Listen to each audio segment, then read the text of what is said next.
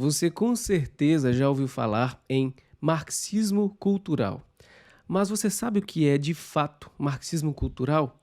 Para falar desse tema, é preciso falar antes a respeito da noção clássica de marxismo.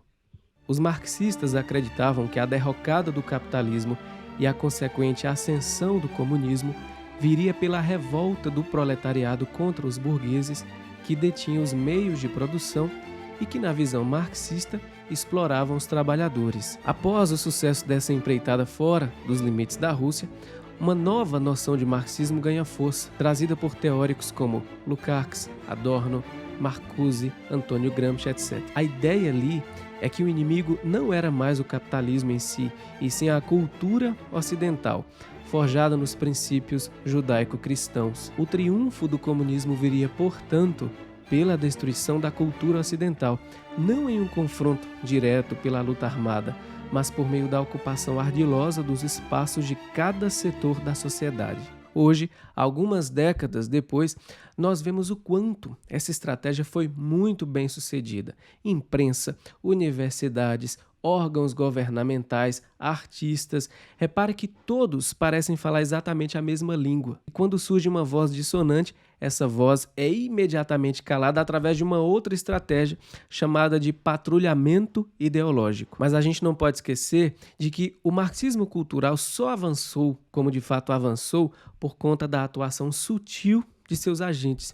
E quando eu falo em não esquecer, eu quero dizer que nós precisamos nos manter atentos e vigilantes, pois, como bem disse o nosso querido professor Olavo, dificilmente se encontrará hoje um romance, um filme, uma peça de teatro, um livro didático, onde as crenças do marxismo cultural, no mais das vezes não reconhecidas como tais, não estejam presentes com toda a virulência do seu conteúdo calunioso e perverso.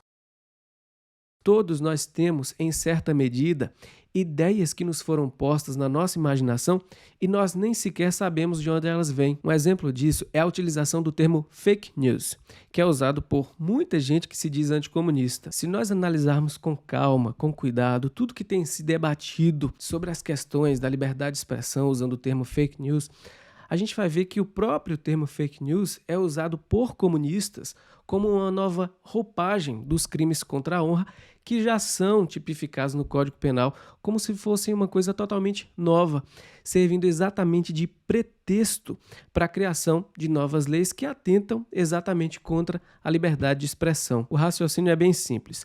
Quando um comunista fala em punir as fake news, ele não está falando em calúnia, injúria, difamação, coisas que já estão devidamente previstas na nossa legislação. Ele está utilizando um falso pretexto para defender censura. E, por outro lado, quando um anticomunista utiliza o termo fake news, por exemplo, para acusar um comunista, ele está jogando o jogo do comunista, dando munição para que esse comunista consiga o seu objetivo. Não se engane.